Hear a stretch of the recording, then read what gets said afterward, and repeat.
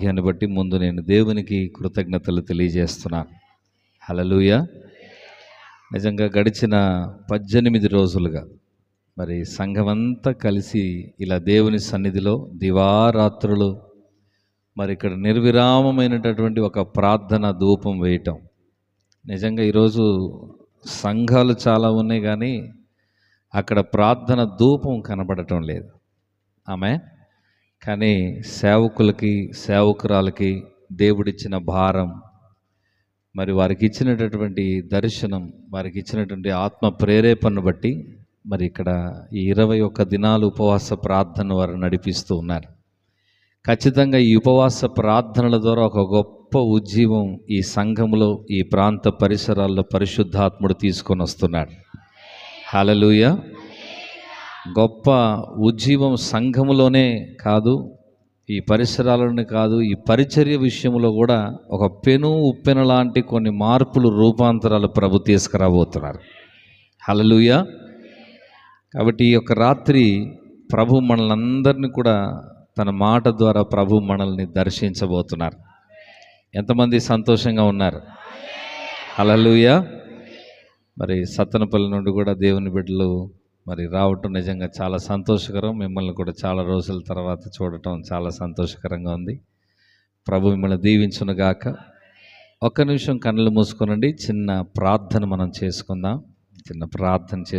వాక్యమయ్యున్న దేవుడు ఈ రాత్రి మనందరితో కూడా మాట్లాడునట్లుగా అందరూ ఒక్క నిమిషం హృదయం తెరచి, నోరు తెరచి, ప్రభా మీ మాట ద్వారానే మా జీవితాలకు వెలుగు కలగబోతూ ఉంది. మీ వాక్కు ద్వారానే మా బ్రతుకులలో గొప్ప రూపాంతరం కలగబోతూ ఉంది. ప్రభా మీ మాట మీద మేము ఆశ పెట్టుకొని ఇక్కడికి వచ్చున్నాం. ఒక్క నిమిషం దేవుని వైపు చూస్తూ హృదయం తెరచి అందరం కూడా ఒక్క నిమిషం ప్రార్థన చేద్దాం.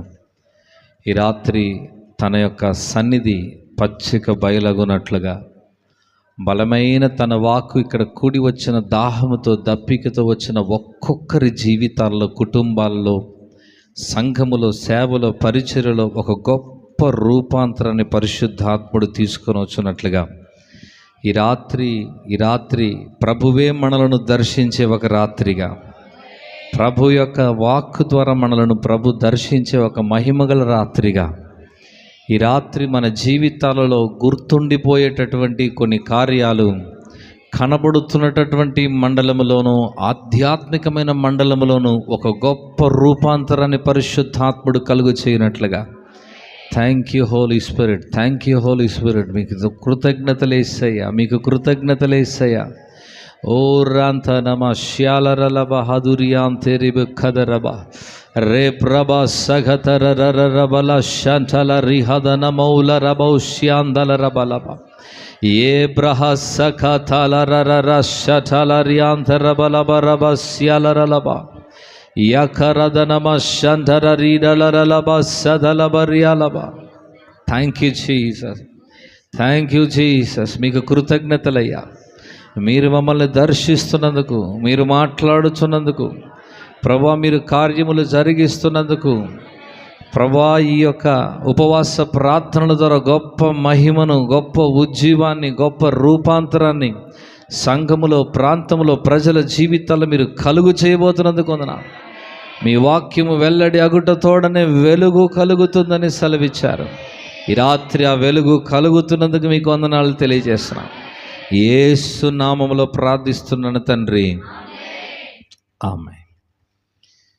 సంఖ్యాకాండము 33వ అధ్యాయము మొదటి వచనాన్ని మనం చదువుకుందాం. సంఖ్యాకాండము 33:1. మోషే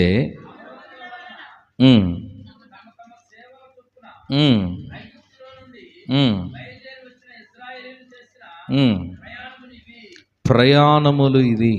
ఆమేన్. హల్లెలూయా. ఇక్కడ మీరు వాక్యములో చదివి చూసినట్లయితే ఇజ్రాయేల్ ప్రజల యొక్క ప్రయాణమును గురించి ఇక్కడ రాయబడింది.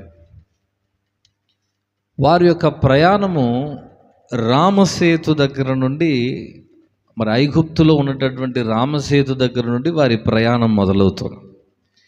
అక్కడ నుండి ప్రారంభమైనటువంటి వారి ప్రయాణము సుమారు 42 స్థలాలలో వారు ప్రయాణము చేయవలసినటువంటి ఆ మార్గం అది.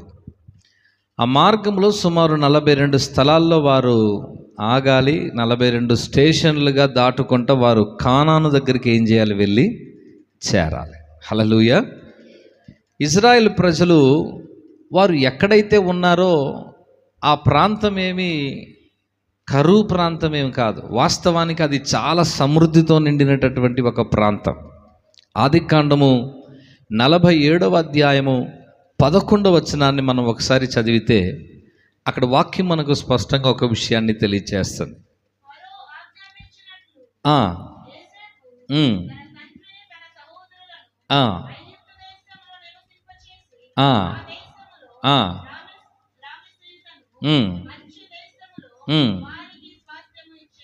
ఎక్కడిచ్చాడంటే యాకోబునకును తన 12 మంది కుమారులకు వారందరిని తీసుకుని వెళ్ళి ఎక్కడ వారికి నివాసం ఏర్పాటు చేశారంటే రామసేస్ అనేటటువంటి స్థలములో వారి కొరకు మంచి నివాసం ఏర్పాటు చేశారు. అది చాలా మంచి స్థలం అంట, చాలా మంచి ప్రాంతం, చాలా సమృద్ధి అయినటువంటి ఒక స్థలం.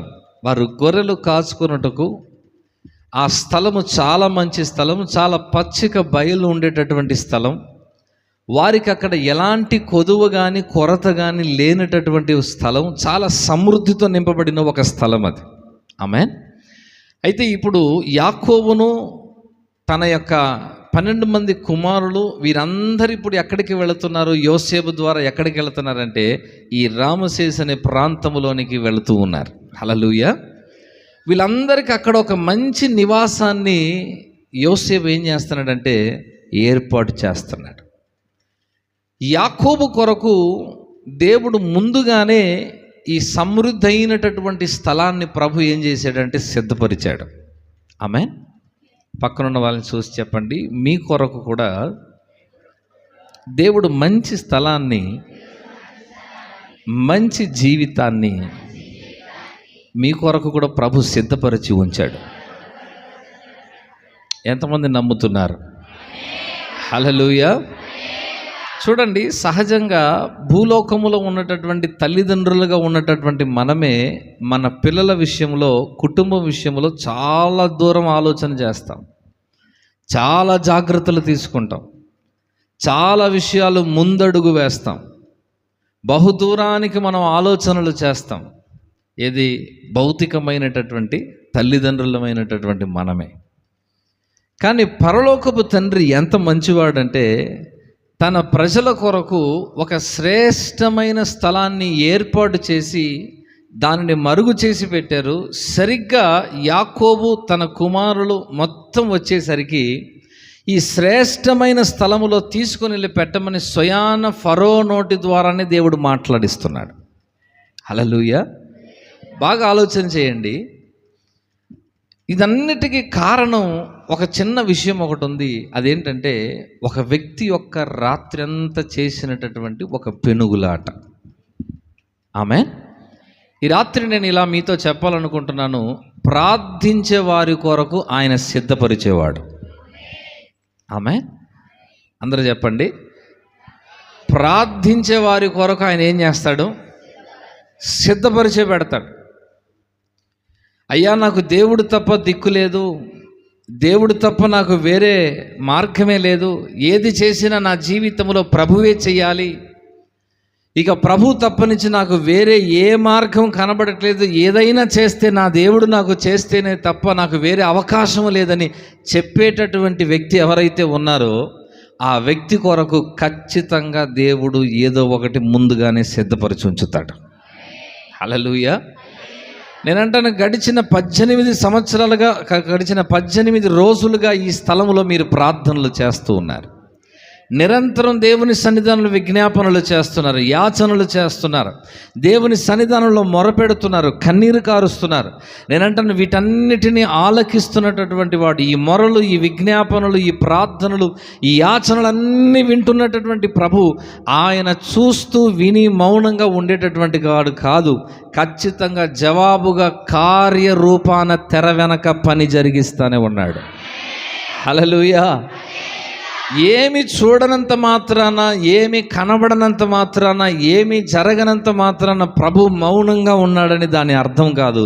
తెర వెనక భీకరమైన కార్యాలను మన కొరకు ప్రభు సిద్ధపరుస్తూ ఉన్నాడు. ఈ పరిచర్య కొరకు భీకరమైన కార్యాలు ఈ 18 దినాలుగా ఆయన సన్నిధిలో ఉన్న మీ ఒక్కొక్క కుటుంబాల కొరకు, మీ బిడ్డల కొరకు కొన్ని బ్రహ్మాండమైన భీకరమైన గొప్ప కార్యాలను ప్రభు సిద్ధపరుస్తూనే ఉన్నాడు. నమ్మేవారు గట్టిగా చప్పట్లు కొడుతూ యేసయ్యకు స్తోత్రం చెప్పండి గట్టిగా. హల్లెలూయా, హల్లెలూయా. మనము ఆయన సన్నిధిలో ఉన్నామంటే ఆటోమేటిక్గా ఆయనకు అది అర్థమైపోతుంది. వేరే ఏ దిక్కు లేకనే నా బిడ్డ నా సన్నిధికి నన్ను వెతుక్కొని వచ్చాడు.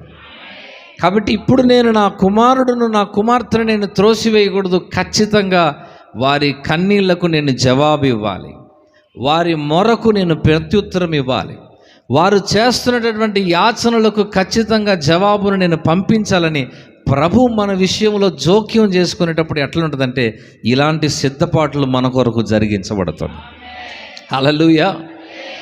వాస్తవానికి యోసేపుగా ఆ స్థలం తెలుసో లేదో కానీ యాకోబును చూసిన వెంటనే ఫరో అతని కొరకు ఆ శ్రేష్టమైన స్థలము, మంచి స్థలాన్ని ఇచ్చేయి అంటున్నాడు.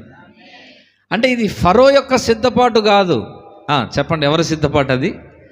దేవుని యొక్క సిద్ధపాటు. ఆమేన్, హల్లెలూయా. మీరు విడువక నిరంతరం ప్రభు మీద ఆనుకొని, నిరంతరం ప్రభు పాదాలను మాత్రమే పట్టుకొని, నిరంతరం ప్రభు మీద మాత్రమే ఆనుకొని ఈ జీవిత ప్రయాణంలో సాగుతూ ఉన్నప్పుడు ఖచ్చితంగా ఇప్పటికి కాపోయినా రేపటి కాపోయినా ఖచ్చితంగా ఆ తర్వాత దినమైన తర్వాత మాసమైన ఖచ్చితంగా దేవుడు అన్యాయస్తుడు కాడు అన్నదాన్ని నిరూపించి చూపిస్తాడు. హల్లెలూయా. చూడండి, ప్రార్థించే ఒక వ్యక్తి కొరకు దేవుడు ఎలాంటి స్థలం సిద్ధపరిచాడు చూడండి. ప్రార్థించేటటువంటి వ్యక్తి కొరకు మాత్రమే కాదు, అక్కడ 47:11 అంటుంది చూడండి. యాకోబునకు మాత్రమే కాదు, తన పిల్లలకు కూడా అంట. అమ్మా, తన సహోదరులకు, మరి వారి యొక్క పిల్లలకు, వారి కోడళ్లకు, వారి మనవళ్ళు మనవరాల సంతానానికి, మొత్తానికి దేవుడు అక్కడ ఒక శ్రేష్టమైన స్థలాన్ని సిద్ధపరిచాడంట. హల్లెలూయా. కొద్ది గట్టిగా చెప్పండి. పక్కనున్న వాళ్ళని చూసి చెప్పండి, ప్రార్థించే వాళ్ళు ఏమి పొందబోతున్నారు ఇప్పుడు కనపడకపోవచ్చు, అదిగో ముందు దేవుడు సిద్ధపరిచి ఉంచాడు. నమ్మేవారు గట్టిగా దేవునికి స్తోత్రం చెల్లించుదామా గట్టిగా. హల్లెలూయా. బయట ప్రజలు అనుకుంటారు వీళ్ళు రోజు ప్రార్థన ప్రార్థన ప్రార్థన ప్రార్థన ప్రార్థన రోజు పోతున్నారు, వాళ్ళకి పని పాట. ఒత్తుగూకులు ప్రార్థన చేస్తే ఏమొస్తుంది? రోజు ప్రార్థన చేస్తే ఏమొస్తుంది? పగలు ప్రార్థన, సాయంత్రం ప్రార్థన, తెల్లవారుజాముల ప్రార్థన, ఇలా పొద్దుగూకులు ప్రార్థన పిచ్చిపెట్టి తిరిగితే ఏమొస్తుంది? ఏదైనా డబ్బు పిచ్చిపెట్టి తిరిగితే 4 రూపాయలు సంపాదించవచ్చు, కానీ ప్రార్థన పిచ్చిపెడితే ఏమొస్తుంది? ప్రార్థన పిచ్చిపెడితే ఏమొస్తుంది అన్న సంగతికి ఈ 47:11 ఒక నిండు నిదర్శనం. నిరంతరం ప్రార్థించే వ్యక్తి కొరకు దేవుడు ఏమేమి సిద్ధపరుస్తున్నాడు. అందుకనే పౌలు గారు కొరింథీయులకు రాస్తుంటాడు. 1 కొరింథీయులకు రాసిన పత్రిక 2వ అధ్యాయం 9వ వచనంలో ఒక మాట అంటాడు చూడండి. దేవుడు తన్ను ప్రేమించు వారి కొరకు ఏమి సిద్ధపరచను, అది కంటికి కనబడలేదు, చెవికి వినబడలేదు, మనుష్యుల హృదయానికి అది గోచరము కాలేదు. హల్లెలూయా. గట్టిగా చెప్పండి. ఆయన ఏమి సిద్ధపరిచాడో మన కంటికి కనబడలేదు, మన చెవికి వినబడలేదు, ఏ మనుషునికి కూడా ఇది వరకు అది గోచరము. అలాంటి కార్యాలను మన కొరకు దేవుడు సిద్ధపరుస్తూ ఉన్నాడు. నేను నమ్ముతున్నాను ఈ 21 దినములు ప్రార్థనల అనంతరం ఈ సంఘం యొక్క రూపురేఖలు మారుతాయి. మీ జీవితం యొక్క దిక్కుదిశలను ప్రభు మార్చబోతున్నాడు. ఇక్కడ మోకరించిన, ప్రార్థించిన, చేతులెత్తిన, ఉపవసించిన ప్రతి ఒక్కరి జీవితాన్ని ప్రభు తలక్రిందులుగా మార్చబోతున్నాడు. ఇంకా అర్థమయ్యే భాషలో చెప్పాలంటే ఖచ్చితంగా ఒక్కొక్కరి కథను దేవుడు తిరగరాయబోతూ ఉన్నాడు. హల్లెలూయా, హల్లెలూయా. ఎవరు ఎంతమంది దగ్గరికి మనం వెళ్ళినా, ఎన్ని చేసినా, ఎంత సంపాదించినా, ఎంత పలుకుబడులున్నా, మనకి ఎంత బలగాలున్నా అవి కొన్ని పరిధుల వరకే పనిచేస్తాయి, కొన్ని సరిహద్దుల వరకే అవి పనిచేస్తాయి. కానీ వీటన్నిటిని పక్కన బట్టి ప్రభు పాదాల దగ్గర మనం కూర్చునేటప్పుడు, ప్రభు సన్నిధిలో దీవారాత్రులు కూర్చునేటప్పుడు మన విషయంలో ఎక్కడెక్కడ ఏ ఏ విషయాలలో పని జరిగించాలో తన హస్తము దిగి పని చేయటం ప్రారంభిస్తుంది. హల్లెలూయా, హల్లెలూయా. ఈ 2026 ఈ ఆగస్టు మాసం ఒక్కొక్క కుటుంబాలలో బలమైన సాక్ష్యాలతోనే మీరు ముగిస్తారు. సాక్ష్యం లేని కుటుంబం అనేది ఉండదు. సాక్ష్యము లేని కుటుంబం అనేది ఒకటి కూడా ఉండదు. ప్రతి ఇంటిలో నుండి, ప్రతి వ్యక్తి దగ్గర నుండి, ప్రతి వ్యక్తి జీవితంలో నుండి దేవుని కార్యాలను గురించిన సాక్ష్యాలు ఈ సంఘములో నుండి ఈ ప్రాంతమంతా ప్రతిధ్వనించబోతా ఉంది. హల్లెలూయా. అది తన మహిమ కొరకు ప్రభు చేసే కార్యం. అయితే అక్కడ ఒక మాట రాసి ఉంటుంది, తన్ను ప్రేమించు వారి కొరకు. ఆ మాట మీరు అండర్లైన్ చేసుకోవాలి. ఏం చేసేవారి కొరకు అంటండి? తన్ను ప్రేమించే వారి కొరకు. అక్కడ మీరు ఒక్క నిమిషం నిదానించి ఆగితే, ఆయనను ప్రేమించే వారెవరో వారి కోసం ఏం చేశాడంట? సిద్ధపాట్లు చేశాడంట. ఉపవాస ప్రార్థన పాస్టర్ గారు పెట్టారు కాబట్టి మనం ఖచ్చితంగా ఉపవాస ప్రార్థనకి ఏం చేయాలి? వెళ్ళాలి అని మనం రావటం, అది భక్తి. అదేంటమ్మా? అది భక్తి. ఉపవాస ప్రార్థనలు పెట్టినా వస్తాము, ఆరాధనలు జరిపించినా వస్తాము. ఒకవేళ ఏ ప్రార్థన లేకపోయినా ప్రతిరోజు వచ్చి నేను మందిరంలో ప్రార్థన చేస్తానంటే అది ప్రేమ. అర్థమైందమ్మా? తేడా అర్థమైందా?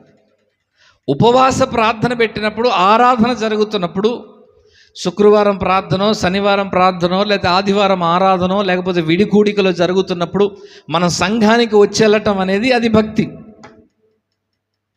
కానీ ఏ ప్రార్థన లేకపోయినా ఎటుకుడి దేవుడు మనకి మందిరాన్ని మన ఇంటికి సమీపంలోనే పెట్టాడు కాబట్టి రోజుకు ఒక పర్యాయమైన దేవుని మందిరంలోనికి వెళ్ళి ప్రార్థన చేయటమో, పాటలు పాడటమో, లేకపోతే వాక్యం చదవటమో, దేవుని మందిరంలో కొంత సమయం ప్రతిరోజు గడపటం అనేది ఉంది చూడండి, అది ప్రేమ. ఇప్పుడు నాకు మీరు చెప్పండి, మనం ప్రేమ కాడున్నామా, భక్తి కాడున్నామా? ప్రేమ కాడున్న వాళ్ళకేమో సిద్ధపాట్లు జరిగిపోయాయి. భక్తి కాడు ఉన్న వాళ్ళేమో దీవెన పొందుకుంటున్నారు, ప్రేమించేవారేమో స్వాస్థ్యాలు పొందుకుంటున్నారు. మనం ఆశీర్వాదాల దగ్గర ఆగిపోయాం, స్వాస్థ్యాల దాకా ఇంకా చేరుకోలేదు. ఈ రాత్రి ప్రభు ఆ కృపను మీకు దయచేయునుగాక. మనము దీవెనల దగ్గర ఆగిపోయిన జీవితం దగ్గర నుండి స్వాస్థ్యాలను పొందుకునే స్థాయికి మన జీవితాలను ప్రభు లేవనెత్తునుగాక. హల్లెలూయా. తెల్లవారుజామున లేచి ప్రార్థన చేయాలని తెలుసు మనకి, తెలుసా తెలీదమ్మా? కానీ మనం రోజు చేస్తామా అని అంటే అదొక సౌండ్ వస్తుంది, పచ్చ పచ్చ పచ్చ అంటది. ప్రతిరోజు చేస్తామా అంటే చేయలేము. ఏంటయ్యా అని చెప్పేసానంటే చెయ్యాలి, కానీ శరీరం ఏం చేయట్లేదు, సహకరించట్లేదు, లేకపోతే పరిస్థితులు అనుకూలంగా లేదు, లేకపోతే ఆరోగ్యం ఏం చేయట్లేదు, బాగలేదు. కాబట్టి నాకు ఎప్పుడైతే వెసులుబాటు ఉంటుందో, ఎప్పుడైతే నాకు వీలు కుదురుతుందో అప్పుడే ఏం చేస్తాను? ప్రార్థన చేసుకుంటాను. మిగిలిన సమయాలు నేను ఏం చేయలేను. అదే ప్రభుని ప్రేమించేటటువంటి వ్యక్తి అయితే ఖచ్చితంగా ప్రతిదినము మానక ప్రభుతో సహవాసంలో ఉంటాడు. అతన్ని ఎవరు లేపాల్సిన అవసరం లేదు, అలారాములతో పని లేదు. ప్రార్థన చేయమని ఒకరు చెప్పాల్సిన అవసరం లేదు, సంఘానికి రండి అని ఒకరు చెప్పాల్సిన పని లేదు, బైబిల్ చదవండి అని చెప్పాల్సిన పని లేదు. పాటలు పాడండి అని చెప్పాల్సిన పని లేదు. సంఘంలో పలానా పరిచర్య చెయ్యండి, ఇది చెయ్యండి, అది చెయ్యండి అని ఎవరికి ఏమి చెప్పాల్సిన పని లేదు. ప్రభువుని ప్రేమించేవారు ఇవన్నీ మానక ఖచ్చితంగా చేస్తారు. హల్లెలూయా. మనకు చెప్పలేదు కదా. ఎట్టమ్మా ఆలోచన ఎట్టుంటుందంటే, పాస్టర్ గారు మనకు చెప్పలేదు కదా, మనకి చెప్తే మనం ఖచ్చితంగా ఏం చేద్దాం. అది చెప్పిన తర్వాత చేసేటటువంటి పని. కానీ ప్రేమ ఏం చేస్తుంది? దేవుని మందిరం మీద ఉన్న మక్కువ కానీ ప్రేమ కానీ ఏం చేస్తుందంటే, చెప్పకముందే అక్కడ అవసరతను ఎరిగి పనిలోకి వెళ్ళిపోతాం, మనం పరిచర్యలోకి వెళ్ళిపోతాం మనం. ఇది ఎవరు చెప్పారు? ఎవరు చెప్పలేదు. నాకు ప్రభు మందిరం మీద ఉన్న ప్రేమను బట్టి నేను ఏం చేస్తున్నాను. అందుకే ప్రభు అన్నారు, నన్ను ప్రేమించు వారి కొరకు నేను కొన్నిటిని ఏం చేశాను? సిద్ధపరిచాను. సామెతలు అంటాడు, నన్ను ప్రేమించు వారిని నేను ఆస్తికర్తలుగా చేస్తాను, వారి నిధులను నింపుతాను. బాగా అర్థం చేసుకోండి. ప్రభుని ప్రేమించడం అంటే దాని అర్థం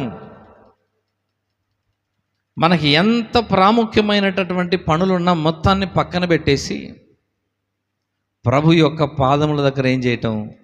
కూర్చోటం, ఏకాంతంగా ప్రభుతో సమయాన్ని ఏం చేయటం? గడపటం. 20 సంవత్సరాలు కష్టపడ్డాడు యాకోబు, ఏమి రాలా, ఏదో కొంత తెచ్చుకున్నాడు, అయినా అతనికి దాని మీద తృప్తి లేదు.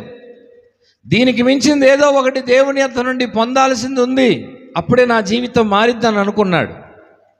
అందుకే ఆ రాత్రి ఒక్కడే మిగిలిపోయి పెనుగులాడటం మొదలుపెట్టాడు. తెల్లవారేసరికి 20 సంవత్సరాలు లోటుగా ఉన్నది ఏదో ఆ ఉదయం చెప్పిన ఒక మాటలో సమృద్ధిగా మార్చబడిపోయింది. హల్లెలూయా. పక్కనున్న వారిని చూసి చెప్పండి, పరిస్థితులు అలా ఉండగా రాత్రులు నిద్రలు ఎలా పడతాయి మనకి? యాకోబుగా రాత్రి నిద్ర పట్టలేదు, కానీ మనకు బాగానే పడుతుంది. ఏం చేద్దాం పాస్టర్ గారు?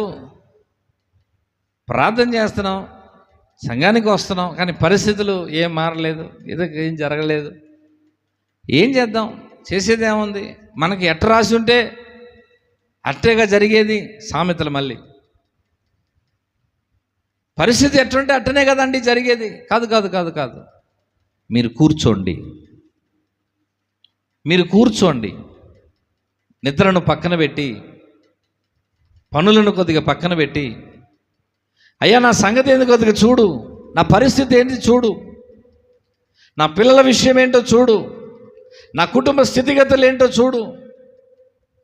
రోజంతా పొద్దున్నుండి సాయంత్రం దాకా ఎన్నో పనుల మీద మనం ఉంటాం, కానీ ప్రార్థన అనే సమయం వచ్చేసరికి మనకి చాలా విసుగు, నీరసం, అలసట, బలహీనత, నిద్ర అన్నీ వచ్చేస్తాయి. కానీ ప్రభు ఏమో శ్రేష్టమైన ఆశీర్వాదాన్ని, స్వాస్థ్యాన్ని సిద్ధం చేసుకొని, నా కుమారుడు, నా బిడ్డ నా యొద్దకు వస్తే దాన్ని ఇద్దామని ఆయన ఎదురు చూస్తూ ఉంటాడు. మనమేమో జీతం కోసం పరిగెత్తుతూ ఉంటాం, ఆయనేమో స్వాస్థ్యం ఇవ్వాలని సిద్ధంగా ఎదురు చూస్తూ ఉంటాడు. ఈ రాత్రి 20 సంవత్సరాలు కష్టపడినా వచ్చిన జీతం వలన తనకు తృప్తి లేదు, కానీ ప్రభు చెప్పిన ఒక మాట, ప్రభు ఇచ్చిన ఒక వాగ్దానం అతని జీవితానికి ఎనలేని తృప్తిని, సంతోషాన్ని కలుగు చేసింది. అది ఎంతగా తన జీవితాన్ని మార్చిందంటే, ప్రపంచమంతా కరువులో ఉంది, జనులంతా కరువులో కష్టపడుతున్నారు, కానీ ఇతని పిల్లలు మాత్రం పచ్చని స్థలములో, శ్రేష్టమైన స్థలములో, మంచి మేత దొరికేటటువంటి భూమిలో వీరి నివాసం ఉంటున్నారు. హల్లెలూయా. అంటే ప్రార్థించే వ్యక్తికును ప్రార్థించని వ్యక్తికును కాలాలు వ్యతిరేకంగా పనిచేస్తున్నాయి. ఆ మాట మీకు అర్థమవుతుందా? ప్రార్థించే వ్యక్తికి ఈ కాలం ఒకలాగా పనిచేస్తుంది, ప్రార్థించని వ్యక్తికి ఏమో అదే కాలం ఇంకొకలాగా ఏం చేస్తుంది? పనిచేస్తూ ఉంది. ఏదో ఊరకనే ఆటోమేటిక్గా మ్యాజిక్లుగా జరిగిపోదమ్మా. మనము కూర్చోవాలి, మనము సమయం వెచ్చించాలి, మనము తలుపులు వేయాలి, మనము ఏకాంతంగా దేవుని సన్నిధిలో కనబడాలి. ప్రజల కొరకు ఏర్పాటు చేసిన ఒక శ్రేష్టమైన స్థలం అది. వారి కొరకు ఎంత శ్రేష్టమైనది దేవుడు సిద్ధపరిచి ఉంచాడు. అబ్రహాము చూడండి, తన యొక్క కుమారుణ్ణి బలివ్వమని దేవుడు అతనితో మాట్లాడినప్పుడు ఆ బలిచ్చే విషయంలో గొర్రెపిల్ల సంగతి ఆయనే చూసుకుంటాడని కుమారుని తీసుకొని బలి ఇవ్వడానికి మోరియా పర్వతంలో ఒక పర్వతానికి వెళుతున్నాడు. అక్కడికి వెళ్ళి బలి ఇవ్వడానికి సిద్ధపడ్డాడు. అక్కడ మాట్లాడేటప్పుడు ప్రభు అంటాడు, నువ్వు ప్రేమించే నీ కుమారుడైన ఇస్సాకు, నీకు ఒక్కగానే ఒక కుమారుడైన ఇస్సాకు, అతను నాకు ఇవ్వాలి. అయ్యా సరే.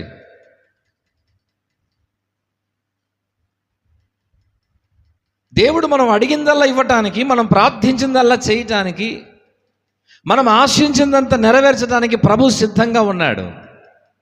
కానీ బాధ ఏంటంటే, ఒకవేళ మనం అడిగింది, కోరింది, ప్రార్థించింది వెంటనే ఇచ్చేస్తే మన ప్రేమ దేవుని మీద నుండి వెంటనే వాటి మీదకి వెళ్ళిపోతుంది. దేని మీదకి వెళ్ళిపోతుందమ్మా? వాటి మీదకి వెళ్ళిపోతుంది. ఒక తల్లి తన భర్త చనిపోయాడు, పిల్లలకి వివాహం చేసింది. అయ్యా నేను కూలి పనికి వెళ్ళలేకపోతున్నాను, నా కోసం ప్రార్థన చేయండి, దేవుడు ఏదన్నా నాకు మార్గం చూపించేటట్టు ప్రార్థన చేయండి అని. ఇట్లానే ఉపవాస ప్రార్థనలో ప్రార్థన చేస్తూ ఉన్నాం. తన బంధువుల్లో ఎవరో ఒక ఆయన వచ్చి, అమ్మా మరి నువ్వు ఒక్కదానికి కష్టపడుతున్నావు, పనికి కూడా పోలేని అంటున్నావు, మరి ఇబ్బంది పడుతున్నావు కాబట్టి కొద్దిగా గేదెలు కొనుక్కో అని చెప్పేసి కొద్దిగా డబ్బులు ఇచ్చాడు ఆయనకి. చక్కగా అది కొనుక్కుంది, గేదెలు కొనుక్కుంది, బాగానే ఉంది. ఆదివారం ప్రార్థనకు రావట్లేదు. కానీ ఆదివారం ప్రార్థనకి అందరికంటే ముందు వస్తుంది. రోడ్డు మీద గేదెలను పార్కింగ్ చేసి లోపలికి వస్తుంది. పాస్టర్ గారు ప్రార్థన చేయండి అని. ఎందుకమ్మా? గేదెల కాడికి పోవాలి పాస్టర్ గారు, ప్రార్థన చేయండి. అంతకుముందు అందరికంటే ముందు వచ్చి మోకరించి ప్రార్థన చేసేది. ఇప్పుడు ఏమైపోయింది? ఇప్పుడు గేదెల కాడికి వెళ్ళిపోతుంది. మనసు బాధేసింది. అమ్మ నువ్వు ప్రభు సన్నిధికి రాకుండా అట్లా వెళ్ళిపోతా ఉంటే ఎట్లా? చాలా బాధగా ఉంది. అలా వద్దమ్మా. లేదు పాస్టర్ గారు, అది దేవుడిచ్చిన ఆశీర్వాదం, మరి దాన్ని చూసుకోకపోతే చచ్చిపోతాయి, మరి దాన్ని నేను మేపాలి, చూసుకోవాలి కదా, మీరు ప్రార్థన చేసి పంపించండి, సందా ఇచ్చిపోవాలని వచ్చాను. నాకు సందా వద్దు, ప్రార్థన కూడా చేయనమ్మా, నువ్వు పో, నా మనసు బాధగా ఉంది, వెళ్ళిపో అన్నా. పాస్టర్ గారు అట్టంటే అట్ట మీరు సరే ప్రార్థన చేయకపోతే కానీ సందా అన్న తీసుకో పాస్టర్ గారు. నేను ప్రార్థనే చేయనన్నా, నీకు సందా ఎందుకు నాకు? పోమ్మా నువ్వు వెళ్ళి. పోయి ఒక గంట అయింది. గంటలో పరిగెత్తుకుంటూ వస్తుంది, కేకలు పెట్టుకొని. గేదెలు పోయి బావిలో పడ్డాయి. కేకలు పెట్టుకుంటూ వస్తుంది, ఏడుస్తా కేకలు పెడతా వస్తుంది. ప్రభు మనకు ఆశీర్వాదాలు ఇచ్చేది, ఉద్యోగాలు ఇచ్చేది, ఐశ్వర్యం ఇచ్చేది, సమృద్ధిని ఇచ్చేది ఎందుకనంటే ఇంకా ఆయన్ని ఎక్కువగా ప్రేమించాలని, ఆయన నుండి దూరం అయిపోయి వాటి వెనకాల పోవడానికి కాదు. వీటిని విడచి వాటి వెనక నువ్వు వెళ్ళేటప్పుడు క్రమక్రమంగా ఏమైపోతున్నామంటే ప్రేమ తగ్గిపోతుంది. అమ్మ ఏం తగ్గిపోతుంది చెప్పండి? ప్రేమ తగ్గిపోతుంది. దేవునికి మనకు మధ్య ఉన్నటువంటి బంధం ఒకటే, ప్రేమ. అందుకే చెప్పాడు, ఆయనను ప్రేమించు వారి కొరకు ఆయన కొన్నిటిని సిద్ధపరచి ఉంచాడంట. ఆమేన్. అబ్రహాము ప్రేమించేవాడు దేవుణ్ణి, తన కుమారుడి కంటే ఎక్కువగా దేవుణ్ణి ప్రేమించేవాడు కనుక బలిపీఠం మీద తన కుమారుడిని పెట్టాడు. అలా తనను దేవుణ్ణి ఎక్కువగా ప్రేమించేవాడు కనుకనే అతని కొరకు అతని కుమారునికి ప్రతిగా ఒక గొర్రె పిల్లను అక్కడ సిద్ధం చేసి పెట్టాడు. సిద్ధం చేశాడా? ఆమె పిల్లగాని మీద కత్తి పడనివ్వలేదు, పిల్లగానికి ప్రాణ నష్టం జరగనివ్వలేదు. ఇతడు దేవుణ్ణి ప్రేమించేవాడు కనుక అతని కొరకు గొర్రె పిల్లను దేవుడు ముందుగానే సిద్ధం చేసి పెట్టాడు. హల్లెలూయా. ప్రభుకు అవసరమైనదల్లా ఒకటే, ఏదో ఒక ఆదివారం ఒక పూట మనం కనబడిపోవటం కాదు, ప్రతిరోజు ఈ 21 దినాలు మీరు దైవ సేవకుల దగ్గర నుండి, దైవజనుల యొక్క ఉపదేశం దగ్గర నుండి మీరు ఏదైతే వింటున్నారో, ఏదైతే నేర్చుకుంటున్నారో దానిని మీ ప్రతిదిన జీవితంలో దాన్ని అవలంబించండి. మాట్లాడేవారు అక్కడే ఉంటారు, సనిగేవారు అక్కడే ఉంటారు, ప్రార్థించిన వారు అక్కడే ఉంటారు. కానీ ప్రార్థించే వారి జీవితం బహిరంగంగాను అంతరంగంగాను ఖచ్చితంగా రూపాంతరాలు జరుగుతూనే వస్తూ ఉంటాయి. వారి జీవితాల్లో పెను మార్పులు ఏర్పడుతూనే ఉంటాయి. చూడండి, వీరి కొరకు ఏర్పాటు చేసినటువంటి ఒక స్థలం అది. ఆదాము అవ్వను కలుగ చేయటానికి ముందుగానే ఏదేననబడిన తోటను వారి కొరకు దేవుడు ఏం చేశాడు? చెప్పండి. సిద్ధపరిచాడు. వాళ్ళని చేసిన తర్వాత ఆ సిద్ధపాట్లు జరగలేదు, ముందుగానే దేవుడు వారి కొరకు అన్నిటిని ఏం చేశాడు? సిద్ధం చేశాడు. ఇప్పుడు తోటలో వాళ్ళిద్దరికి ఏం పని అంటే ప్రతిరోజు ప్రభువుతో సహవాసం చేయటం ఒకటే. పక్కన వాళ్ళని చూసి చెప్పండి, ప్రభు మీ దగ్గర అడుగుతుంది అదొక్కటే. ప్రతిరోజు ఆయనతో సహవాసం చేయండి. ఆమేన్, హల్లెలూయా. ప్రేమించే భక్తి కలిగిన వారేమో రోజుకు ఒక అధ్యాయం చదివి బైబిల్ మూసేస్తారు. ప్రేమించేవారు రోజుకు ఒక 40 అధ్యాయాలు చదివే పక్కన పెట్టేస్తారు. ప్రేమించే వాళ్ళకి భక్తి ఉన్న వాళ్ళకి తేడా అట్లుంటుంది. అమ్మ, అర్థమైందా? భక్తి చేసేవారు అట్టపోయి ఒక 10 నిమిషాలు ప్రార్థన చేసి వెళ్ళిపోతారు. కానీ ప్రేమించేవారు హృదయం తెరిచి గంటల తరబడి తన తండ్రితో మాట్లాడుతూనే ఉండిపోతారు.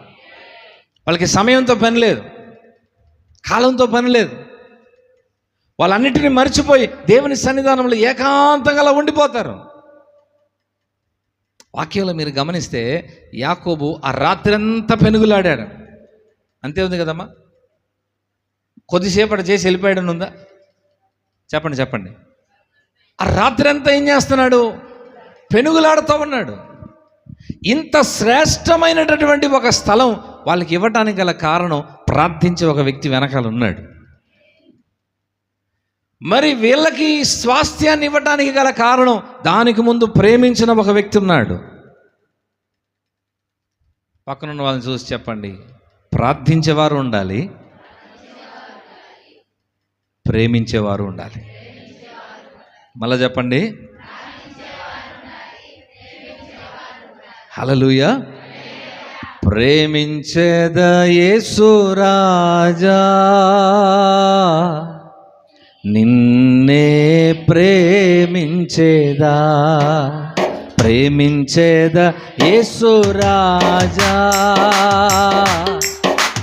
నిన్నే ప్రేమించేదా, ప్రేమించేదా, ప్రేమించేదా, ప్రేమించేదా, నా ప్రాణమున్నంత వరకు మట్టిలో చేరే వరకు, నా ప్రాణమున్నంత వరకు.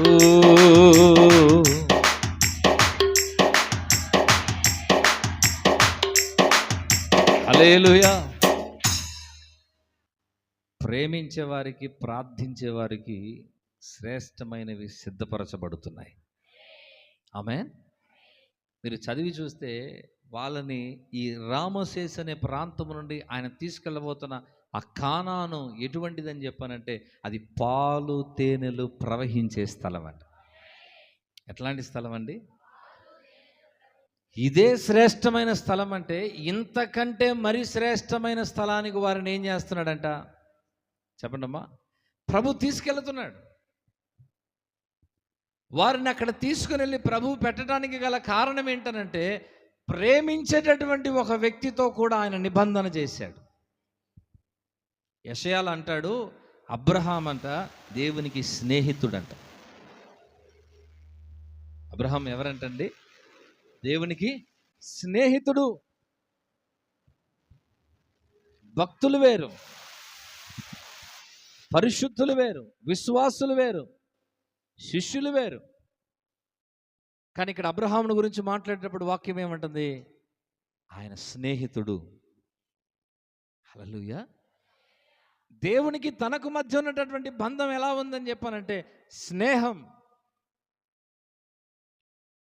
ఈరోజు ప్రస్తుతం ఉన్నటువంటి సమాజంలో ఉన్న స్నేహాలు మనం చూస్తున్నాం, సహవాసాలు మనం చూస్తున్నాం. ఇవన్నీ ఎలా ఉందంటే ఒకరిని ఒకరు, ఒకరి స్వలాభిపేక్ష కొరకు, ఒకరి లాభం కొరకు ఒకరు చంపుకునేటటువంటివిగా ఉన్నాయి. కానీ ఈ స్నేహం ఎట్లా ఉందనంటే వాగ్దానం చేసి కొన్ని వేల సంవత్సరాలైనా ఆ వాగ్దానము నెరవేర్చే విషయంలో ఆయన తప్పిపోవటం లేదు. ఇది నిజమైన స్నేహం. అందుకే యోహాను 15వ అధ్యాయములో అంటాడు, మీరు నాకు స్నేహితులై ఉంటారు, ఇక నుండి నేను మిమ్మల్ని స్నేహితులని పిలుస్తున్నాను. ఎక్కడి నుండి ఈ భాగ్యం దొరుకుతుంది? ప్రేమించేవారు ప్రార్థించేవారిగా మారతారు. ఇలా ప్రేమించేవారు ప్రార్థించేవారు తర్వాత మెట్టు ఏంటని చెప్పానంటే దేవునితో స్నేహంలోకి వెళ్ళిపోతారు. హల్లెలూయా. పక్కనున్న వాళ్ళని చూసి చెప్పండి, మిమ్మల్ని పరలోకం చూసి స్నేహితులని చెబితే ఎంత భాగ్యం అది. ఆమె హల్లెలూయా. సమాజంలో మనకి చెప్పుకోవటానికి చాలామంది స్నేహితులు ఉంటారు. ఆ స్నేహాలన్నీ కూడా ఒక పరిధి దాటి కూడా పని చేయలేవు. ఒక పరిధి దాటి మన విషయాలలో ఎక్కడ ఏమి చేయలేని నిస్సహాయ స్థితిలో ఉండే స్నేహాలు. కానీ ఒక నిజమైన స్నేహం అది నా గురించి మాత్రమే ఆలోచించే స్నేహం కాదు, నా కుటుంబం గురించి మాత్రమే ఆలోచించే స్నేహం కాదు, నా తరములను గురించి ఆలోచించేటటువంటి ఒక స్నేహం అది. హల్లెలూయా. పక్కనున్న వాళ్ళని చూసి చెప్పండి, మీరు ఎంత దేవునితో సహవాసం కలిగి ఉంటారో మీ తరాలు అంత దీవించబడతాయి. మీరు కట్టేటటువంటి ప్రార్థన బలిపీఠాలు మీ తరాలను ప్రభు దర్శించే వేదికలుగా ఉంటాయి ఖచ్చితంగా. హల్లెలూయా. మీరు మమ్మల్ని చూసేవారు అనుకోవచ్చు, ప్రార్థన ప్రార్థన ప్రార్థన పొద్దుగూకులు ప్రార్థన ప్రార్థన అంటున్నా అనేవాళ్ళు అనుకోనివ్వండి. కానీ కంటికి కనబడని ఒక ఆత్మ మండలంలో జరుగుతున్న పని ఏంటనంటే ఒక ప్రార్థన బలిపీఠం కట్టబడతా ఉంది. The altar is building. మీరు ఒక బలిపీఠాన్ని కడుతున్నారు, ఒక ప్రార్థన అనే ధూప వేదిక, ఒక ప్రార్థన అనే బలిపీఠాన్ని మీరున్న స్థలాల్లో కడుతున్నారు, నిర్మాణం చేస్తున్నారు. నిరంతరం ప్రార్థించే వ్యక్తి అక్కడ ప్రార్థన అనే బలిపీఠం వేస్తున్నాడు. ఆ బలిపీఠం దగ్గర నుండి ఆ కుటుంబాన్ని, ఆ ఇంటి వారిని, ఆ పరిసరాలను ప్రభు దర్శిస్తాడు ఖచ్చితంగా. హల్లెలూయా.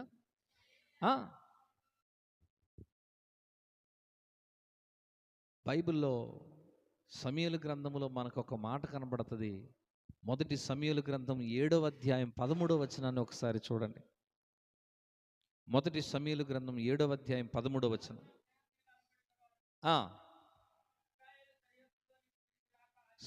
ఇజ్రాయేలీల యొక్క సరిహద్దులలోనికి తిరిగి రాక ఏమైపోయారంట? ఆగిపోయిరి.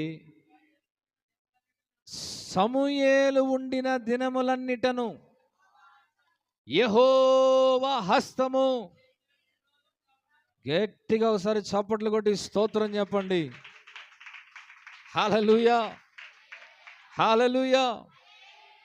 ఒక ప్రార్థించే వ్యక్తి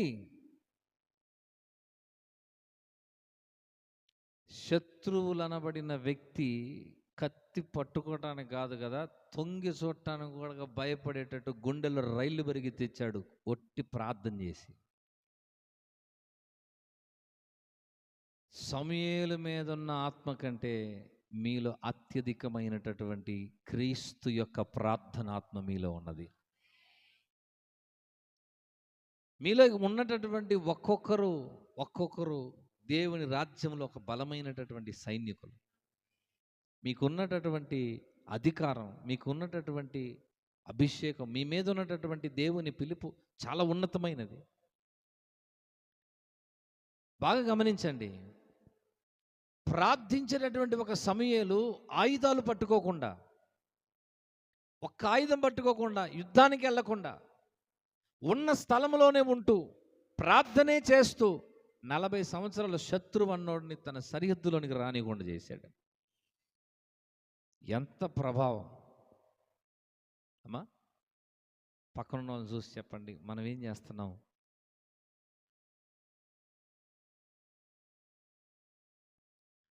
పట్టే గాలి మొత్తం క్రైస్తవులకే పడుతుంది. గొంతు మీదకి వచ్చి తొక్కటం మొత్తం క్రైస్తవులనే దొక్కుతుంది.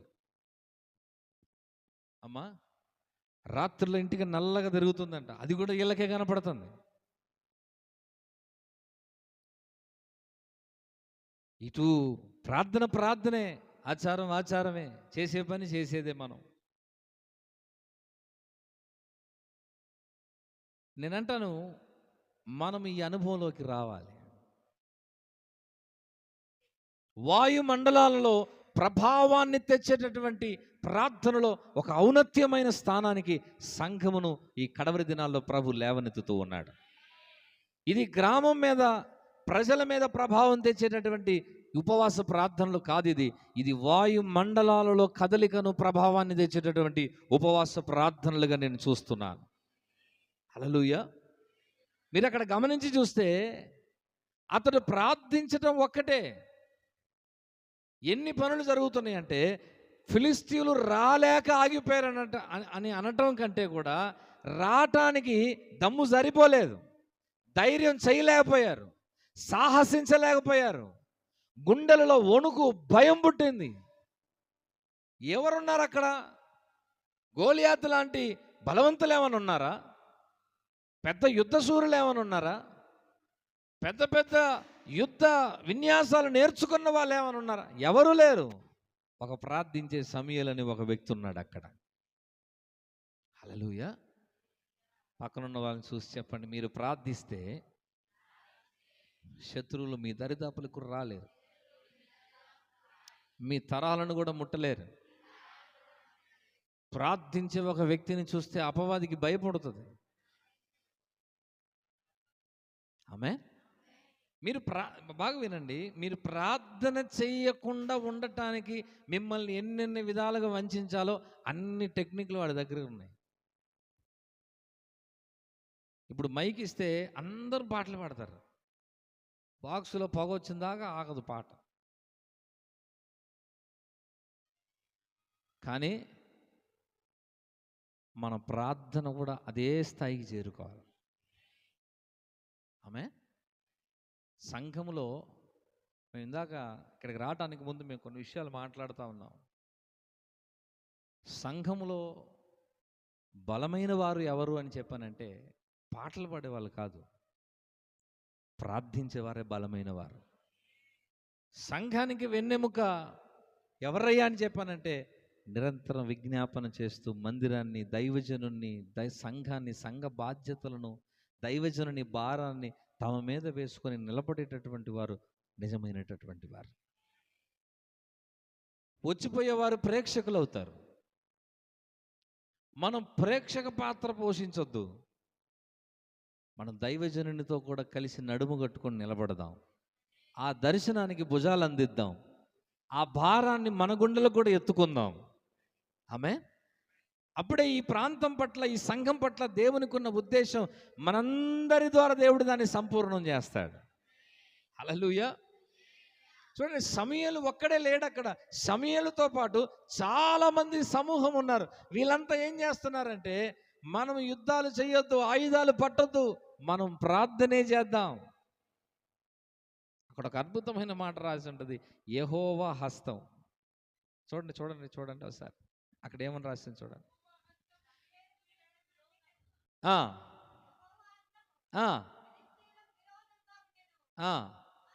యెహోవా హస్తము ఫిలిస్తీయులకు, కొద్ది గట్టిగా చెప్పండి,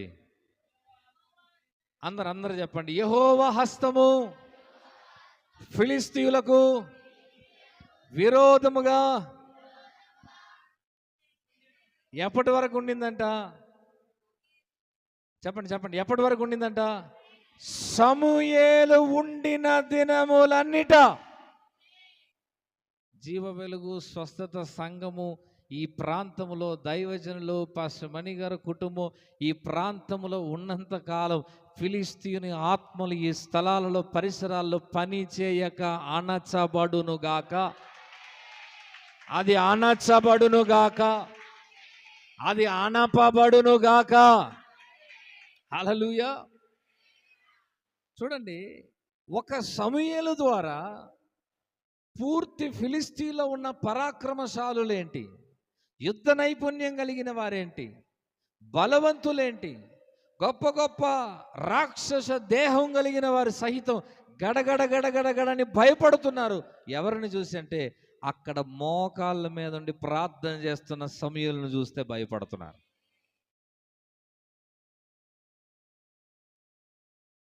అధికారాన్ని చూసి భయపెట్టడం ఒక ఎత్తు, మనుష్య బలాన్ని బలగాలను చూపించి భయపెట్టడం ఇంకొక ఎత్తు, మాటకారితనంతో భయపెట్టడం ఇంకొక ఎత్తు. కానీ ఇక్కడ ప్రార్థించే ఒక వ్యక్తిని చూస్తే ఒక దేశమే భయపడి వణుకుతామని. ఎంత ప్రభావం ఆలోచించాలి.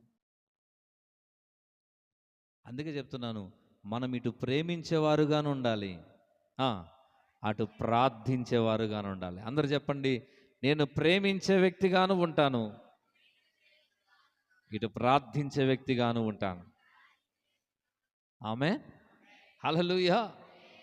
ప్రార్థించేవారు ప్రభావవంతమైన వారిగా మారతారు, ప్రేమించేవారు దేవుని స్వాస్థ్యాల కొరకు సిద్ధపడుతూ ఉంటారు. హల్లెలూయా. చూడండి, సమూయేలు యొక్క దినములన్నిట ఇది జరిగిందంట. నేనంటాను, మీ దినములన్నిట ఇది జరగాలి.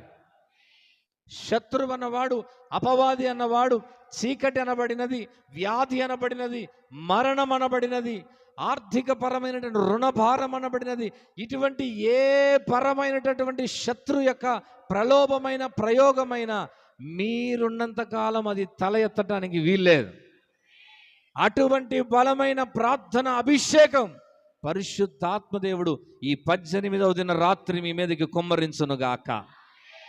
నేను చెబుతున్నాను, ఇది వరకు లేనంతగా ఒక బలమైన ప్రార్థన ఆత్మ ఈ రాత్రి మనలను కమ్ముకొనుగాక.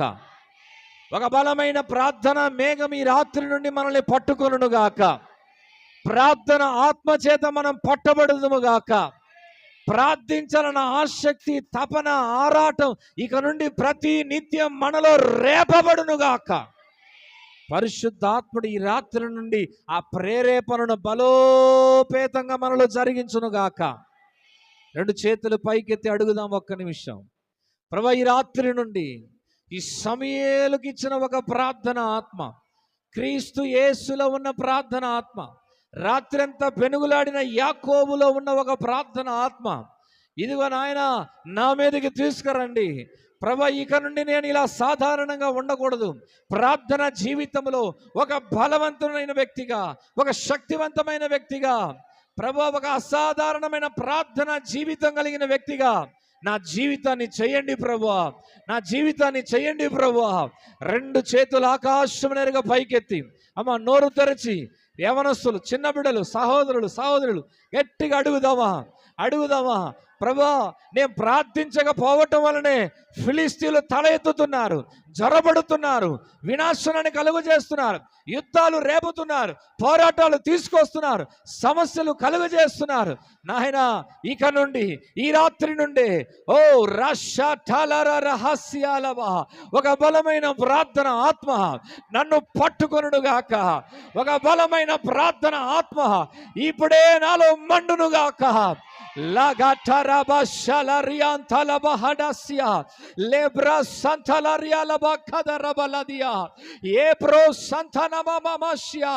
నింపండయ్యా, నన్ను ప్రార్థన ఆత్మతో నింపండయ్యా. అయ్యా, చాలదు, సరిపోదు నాయనా, ఈ ప్రార్థన అనుభవాలు చాలవు, నన్ను లోతుకు తీసుకెళ్ళండి అయ్యా. అడగండి, అడగండి, అడగండి. ఈ రాత్రి మీరు అడుగుచుండగా ఒక నూతన అభిషేకం, ఒక నూతన ఆత్మశక్తి లభర సధల రిఘల ధునరం తేలెరె లభ ఉడబల శలదియలర లబందెలే రిఖమన సంతరబ. నా జీవిత దినములో, నా బ్రతుకు కాలములో ప్రార్థన చెయ్యకుండానే చాలా సమయం వృధా అయిపోయిందయ్యా, చాలా కాలం వృధా అయిపోయిందయ్యా. చాలా గంటలు, చాలా రోజులు, చాలా సమయం నా ఆయుష్కాలంలో వ్యర్థమైపోయింది ప్రభువా. ఈ రాత్రి నుండి అయ్యా సమయం చూడక, శరీరమును చూసుకొనక, పరిస్థితులను చూడక నీ సన్నిధానములో అధిక సమయం ప్రార్థనలో మూలిగే వ్యక్తిగా, ప్రార్థనలో ప్రతి దినము నాయన గడిపే వ్యక్తిగా ఈ రాత్రి నుండి నన్ను లేవనెత్తండి. ఈ రాత్రి నుండి నన్ను లేవనెత్తండి. ఈ రాత్రి నుండి నన్ను లేవనెత్తండి. ఈ రాత్రి నుండి నన్ను మండించండి. కావాలయ్యా, నాకు ఒక ప్రార్థన ఆత్మ కావాలయ్యా. ఓ రుబా శాంతల రియాన్ టెలెరెలెలవక ప్రార్థన బలిపీఠాన్ని కట్టే వ్యక్తిగా నన్ను మార్చండి. ప్రార్థన బలిపీఠాన్ని కట్టే వ్యక్తిగా నన్ను మార్చండి. ప్రార్థన బలిపీఠాన్ని కట్టే వ్యక్తిగా నన్ను మార్చండి అయ్యా. నా వంశములో, నా సంతతిలో, నా కుటుంబములో, నా ఇంటిలో నన్ను ఒక ప్రార్థన బలిపీఠము కట్టే వ్యక్తిగా చేయండి అయ్యా. ఏ పాస్టర్ గారు, మీరు చెప్పిన మాట నిజమే. నేను ఆ ప్రార్థన బలిపీఠాన్ని కట్టాల్సిన అవసరత ఉంది అని చెప్పేవారు మాత్రం మోకరించండి. మనం ప్రార్థన చేయబోతున్నాం. ఈ రాత్రి ఒక ప్రార్థన ఆత్మ మనల్ని నింపనివ్వండి. ఈ కడవరి దినాలలో, ఈ అంత్య దినాలలో ఓ ప్రార్థించే సంఘంగా, ప్రార్థించే విశ్వాసిగా, ప్రార్థించేటటువంటి యవనస్తులుగా, ప్రార్థించేటటువంటి స్త్రీ పురుషులుగా ఓ రగట్టలబస్య. ప్రార్థన అనగానే కొన్ని బలహీనతలు, ప్రార్థన అనగానే కొన్ని ఆలోచనలు, ప్రార్థన అనగానే ఏదో ఒక పని, ఇలాంటి డిస్ట్రాక్షన్స్, ఇలాంటి ఆటంకాలు, ఇటువంటి అడ్డుగోడలు ఈ రాత్రి యేసు నామమున కూల్చబడాలి.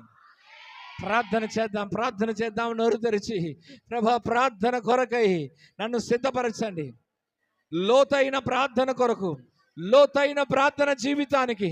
ఓ లభర ధలబ శలరరబల కదా ఓ రంటరబసే ఓ లరఖబ సటలరియాలబా.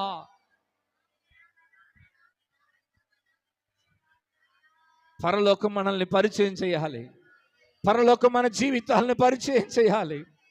పరలోకం మన గురించిన పరిచయం చేసేటప్పుడు, పరలోకం మనల్ని పరిచయం చేసేటప్పుడు ఒక ప్రార్థనా పరులుగా పరిచయం చేయాలి. ఒక ప్రార్థనా పరులుగా పరిచయం చేయాలి. ఓ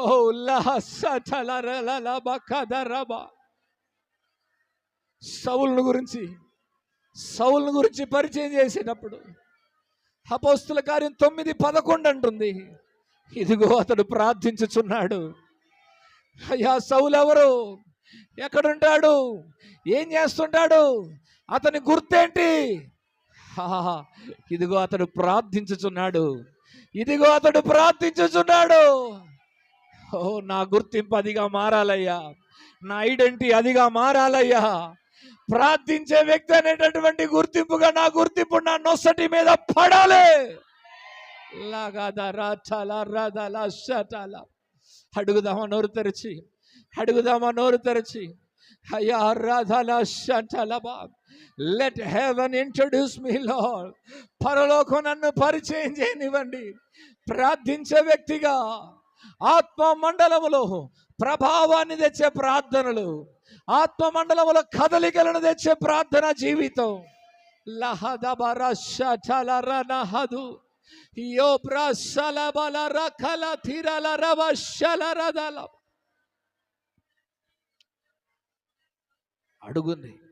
అడుగుచున్న ప్రతి వారిని ప్రభు నింపుతూ ఉన్నాడు.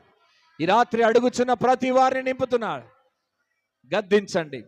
నా ఇంటిలో నా కుటుంబంలో ప్రార్థన ఆత్మకు విరోధంగా పోరాడుతున్న దుష్టాత్మలు, బలహీనపరచు ఆత్మలు, ఓ నిద్రమత్తు ఆత్మలు, ప్రార్థన జీవితానికి వ్యతిరేకంగా పనిచేస్తున్న ప్రతి విధమైన సోమరితనం, ప్రతి విధమైన ప్రార్థన జీవితంలో ఉన్న నిర్లక్ష్యతనం ఈ రాత్రి యేసు నామములో దాన్ని పారదోలుదాం అందరం. ఆమె కుడి చేతులు పైకెత్తి ఇప్పుడు మీరు నోరు తెరిచి ప్రార్థన చేయాలి. గట్టిగా నోరు తెరిచి దాన్ని గద్దించండి, గట్టిగా గద్దించండి. ప్రార్థన బలిపీఠం కట్టనీయకుండా, నా ఇంటిలో ప్రార్థన బలిపీఠం కట్టబడకుండా, నిద్రమత్తు చేత, సోమరితనం చేత, నిర్లక్ష్యపు అనుభవాల చేత, ప్రార్థన జీవితం మీద శ్రద్ధ లేకుండా చేస్తున్న దురాత్మ క్రియలు, బలహీనపరచు ఆత్మలు యేసు నామములో అది పారదోలబడునుగా. కానీ గద్దించండి, మీరు గద్దించండి, మీరు పారదోలండి.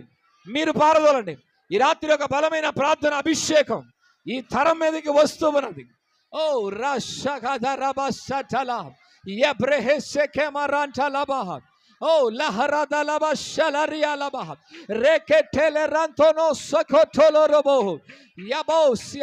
ప్రార్థించండి అమ్మా. అయ్యా, నా పిల్లలు ప్రార్థనా పరులుగా ఉండాలి, నా భర్త ఒక ప్రార్థనా పరుడుగా ఉండాలి, నా భార్య ఒక ప్రార్థనా పరురాలుగా ఉండాలి, నా పిల్లలు ఒక ప్రార్థనా పరులుగా ఉండాలి. మా సంఘానికి, మా సేవకులకు, అయ్యా మా పరిచర్యకు, మా గ్రామానికి అయ్యా మేము దీవెనకరమైన పాత్రలుగా మారాలయ్యా. ప్రార్థనలో దాని కొరకు మేము సమయం గడపాలయ్యా.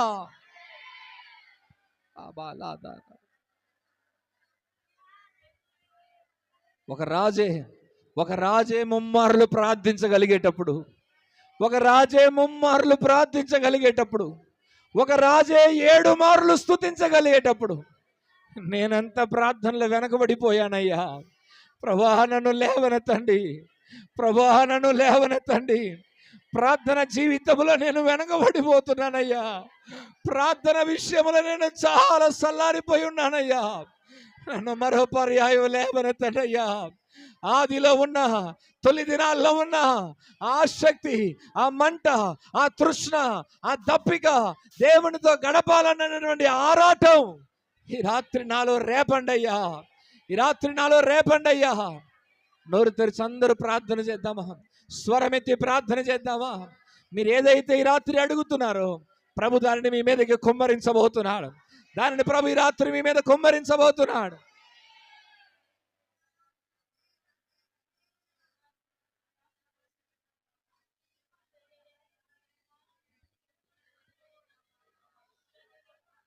ప్రార్థించేవారు స్నేహితులైపోతున్నారు. ప్రార్థించేవారు దేవుని చేతిని శత్రువులకు విరోధంగా అడ్డం పెట్టగలుగుతున్నారు. ప్రేమించేవారేమో స్వాస్థ్యాలు పొందుకుంటున్నారు. ప్రభా నేను ఎక్కడున్నాను ఇంకా? ప్రభా నేను ఏ స్థానంలో, ఏ స్థాయిలో ఉన్నాను ఇంకా? ఈ రాత్రి నన్ను లేవనెత్తండి అయ్యా. ఈ రాత్రి నా ఆధ్యాత్మిక జీవితంలో అయ్యా దుమ్మును ధూళిని దులుపుకొని మరలా నీ కొరకు నేను లేచుదునుగాక ప్రభువా. రాలాబా శాంతరా కాటాలా రియాలబా ఓ రిబాలా తురాలా సెందెలే రమనా కలదున రంటలబా.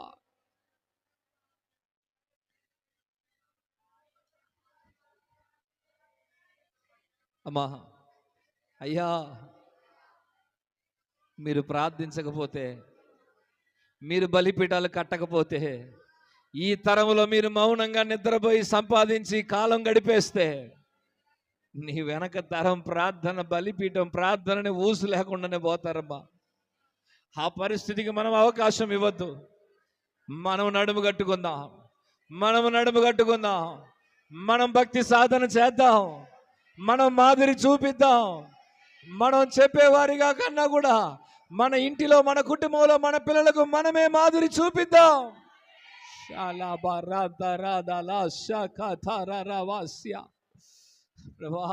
నేను ఒక ప్రార్థన బలిపీఠాన్ని కట్టాలి. ఓ రఘరమశ, నా ప్రార్థన బలిపీఠం బాగలేదయ్యా. ఏలియా బలిపీఠం బాగు చేసినప్పుడే అగ్ని దిగి వచ్చిందయ్యా. బలిపీఠాలు బాగుంటేనే కదా ఈ అగ్ని దిగి వచ్చేది.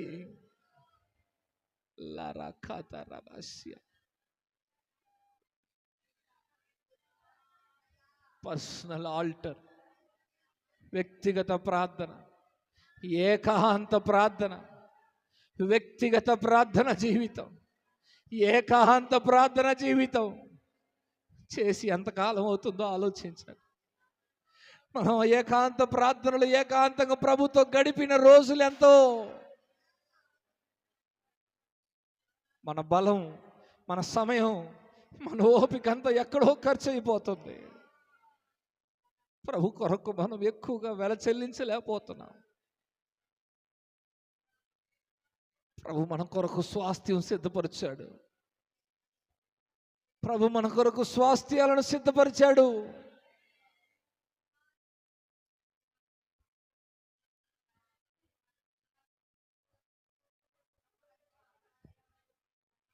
ఈ ఉపవాస ప్రార్థనల 18వ రాత్రి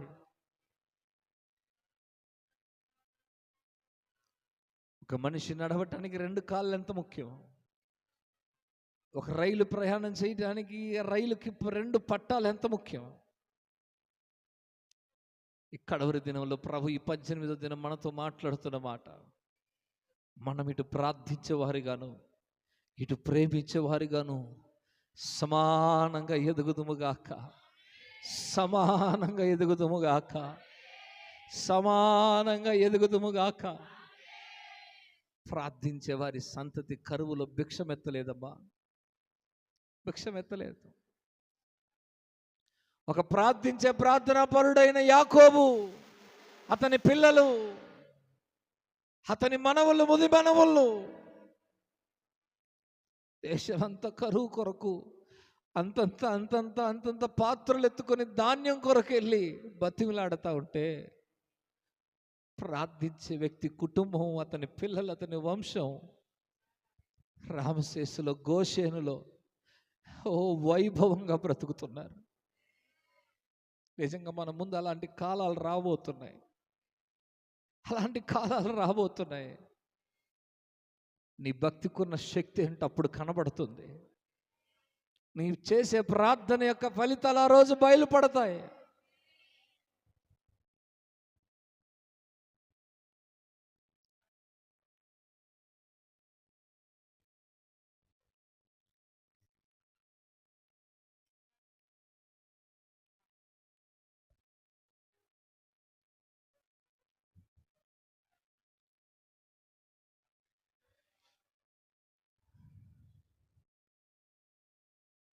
ఆయన నమ్మదగిన వాడే,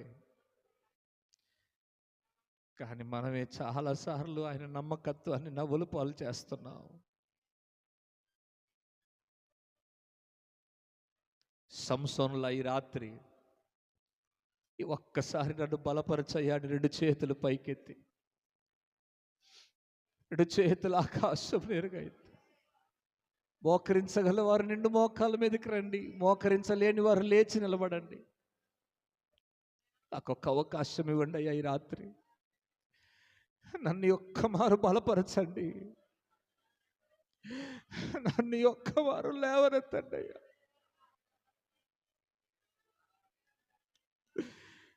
ఇంతకాలం నేను ప్రార్థనకు వస్తున్నాను, పాటలు పాడుతున్నాను, కానీ బలిపీఠం కట్టలేదయ్యా, బలిపీఠం కట్టలేదు. అబ్రహాము కట్టిన బలిపీఠాలు ఇస్సాకును దేవుడు కలుసుకోవటానికి కారణాలుగా మారాయి. యాకోబు కట్టిన బలిపీఠాలు తన పిల్లలను దేవుడు కలుసుకోవడానికి కారణాలుగా మారాయి. మరి మన బలిపీఠాలే మా అయ్యా, మన బలిపీఠాలే. ఊరంతా నిద్రపోతుండగా ఆ మధ్యరాత్రి ప్రార్థించే తల్లులేరి, ఊరంతా పండుకొని నిద్రపోతుండగా ప్రభు పాదాల మీద ఉన్న తండ్రులేరి,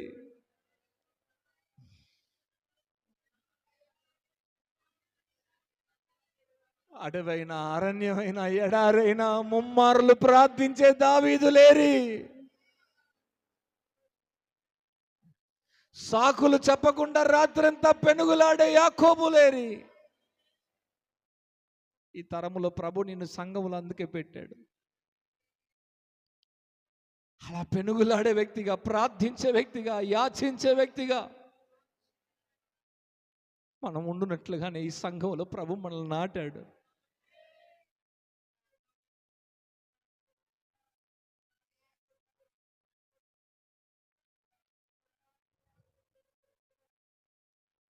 ప్రార్థించే వ్యక్తి దేవుని హస్తాన్ని కదిలించగలడని సమూయేలు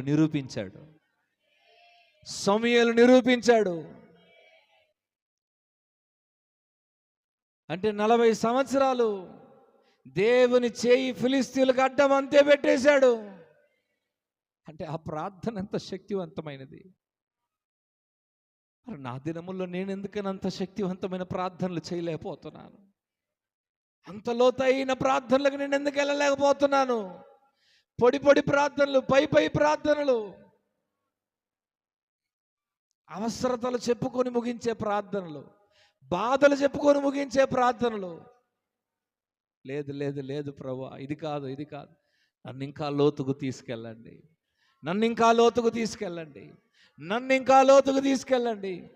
యేసు లాంటి ప్రార్థన జీవితం కృప కలుగునుగాక.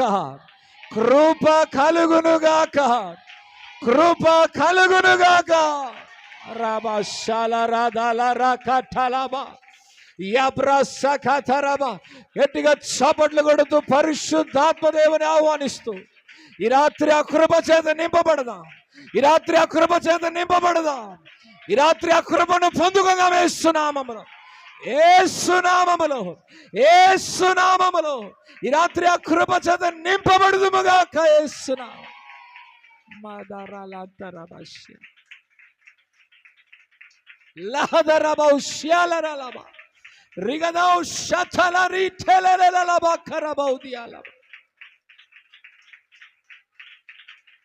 ఇటువంటి ఒక బలమైన మేఘం ఈ స్థలమంతా కమ్మి ఉన్నందుకై వందనాలయ్యా. పొందుకో వేస్తున్నామలో. అదిగో ఒక మేఘం నిన్ను ఆవరిస్తా ఉంది. ఇప్పుడే ఆయన ఒక మేఘములే ఆయన ఆవరిస్తున్నాడు. పొందుకో, కృప పొందు ఇప్పుడే వేస్తున్నామలో. లారబా షాఠల రియాందలబా ఓ రిగడా హిరబబబబబబబ షాబలబా ఓ రిలలలలల షలరియల కలబబా.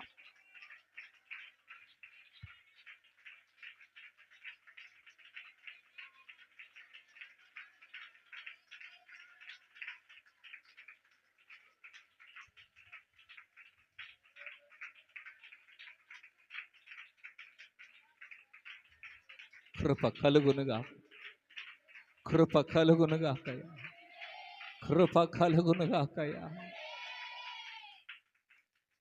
రాత్రి అట్టి కృపతో మీరు మమ్మల్ని అందరిని నింపుచున్నందుకే వందనాలు. దాసులు పాస్టర్ మణి గారిని బట్టి, మీ సేవకురాలను బట్టి మీకు స్తోత్రాలు. వారికి ఇచ్చిన 2 గర్భ సంతానాన్ని బట్టి స్తోత్రాలు ప్రభా. మీరు వారికి ఇచ్చినటువంటి ఆత్మీయ నాయకులు పాస్టర్ ఆర్.ఎం. శేఖర్ గారిని బట్టి, అయ్యా సేవకురాలను బట్టి మీకు వందనాలయ్యా. అయ్యా ఈ పరిచర్యను, కుటుంబాన్ని మనసారా సేవకునిగా నేను ఆశీర్వదిస్తున్నాను. నిజంగా ప్రభా, యవన దశలో వారు ఇరువురు నడుము కట్టుకొని ఈ ప్రాంతంలో ఈ పరిచర్య కొరకు బిడ్డలు పడుతున్న శ్రమను మీరు ఎరిగొన్నారు ప్రభా. వారు కడుపు కాల్చుకొని నీ సన్నిధిలో ఉండుటను మీరు ఎరిగొన్నారు. ఈ బలిపీఠం మీద వారు కార్చుతున్న కన్నీరులను మీరు ఎరిగొన్నారు ప్రభా. తమ కొరకు కాక, స్వార్థము కొరకు, తమ స్వలాభిపేక్ష కొరకు కాక, నీ రాజ్యము కొరకు ప్రభా, మీరిచ్చిన సంఘం కొరకు, సంఘ బిడ్డల జీవితాలలో రూపాంతరము కొరకు అయ్యా వారు నడుము కట్టుకొని నిలబడుచు చేస్తున్న ఈ పరిచర్యను మరిచిపోవుటకు అన్యాయస్తుడైన దేవుడవు కావయ్యా. ఒక మహిమ కలిగిన మందిరం ఇక్కడ కట్టబడునుగాక ప్రభా. ఒక మహిమ కలిగిన మందిరము నాయన మరుసటి ఏట ఇదే సమయానికి అది కట్టబడునుగాక అని ప్రార్థిస్తున్నాం. ఇజ్రాయేలు దేవుడైన యెహోవా ఈ కార్యమును సఫలము చేయుదువుగాక తండ్రి. ప్రతి ఆటంకం తొలగించండి. అడ్డుగోడలు తొలగించండి, వనరులు సమకూర్చండి. యేసు నామములో సహాయకులు వచ్చుదురుగాక, సహాయములు వచ్చునుగాక. దేవుని మందిరము మహిమకరముగా కట్టబడునుగాక. మీరు చేయండి అయ్యా, చేయబోతున్నారు. అందును బట్టి మిమ్మల్ని స్తుతిస్తున్నాను. మిమ్మల్ని ప్రేమించేవారు, మీ సన్నిధిలో ప్రార్థించేవారు ప్రతి ఒక్కరు నడుము కట్టుకుని ఈ పనిని చేయుదురుగాక నాయన. మీ సేవకునికి, సేవకురాలికి ఇచ్చిన దర్శనము, వారి పట్ల మీకున్న సంకల్పం మీరు నెరవేర్చుకోమని ప్రార్థన చేస్తున్నాను. వారి ఇరువురికి మంచి ఆరోగ్యాన్ని ప్రకటిస్తున్నాను, కాపుదల ప్రకటిస్తున్నాను, భద్రతను ప్రకటిస్తున్నాను.